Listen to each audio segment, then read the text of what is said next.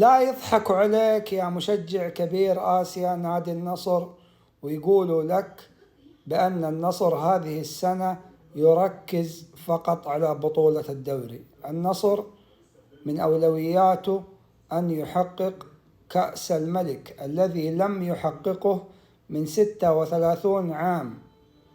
أنا شاهدت فريقي يحقق كل الإنجازات باستثناء بطولة كأس الملك أغلى الكؤوس. فأنا هذه السنة لو قلت لي النصر يحقق الدوري ولا كأس الملك، بصراحة حجاوبك وأقول لك أحتاج فريق النصر يحقق كأس الملك. 36 عام، أنا عمري 35 عام لم أشاهد فريقي يتوج بهذه البطولة.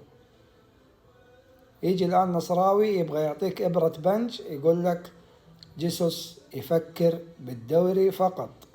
ليش يفكر بالدوري فقط؟ فريقنا يمتلك النجوم اللي يحققوا كل البطولات. للأسف اليوم سيماكان لعب وهو مصاب، بروزوفيتش لعب وهو مصاب، أيضا مدرب الاتحاد لعب على المرتدات. النصر كان يستحق الفوز، ولكن حظ النصر في هذه البطولة سيء، حظ سيء جدا. فأتمنى السنة القادمة نادي النصر يركز على بطولة كأس الملك أغلى الكؤوس. وهذه السنة الدوري نصراوي، الدوري نصراوي، ألف مبروك من الآن. ولكن خسرنا بطولة مهمة وفي بداية الموسم. وشكرا.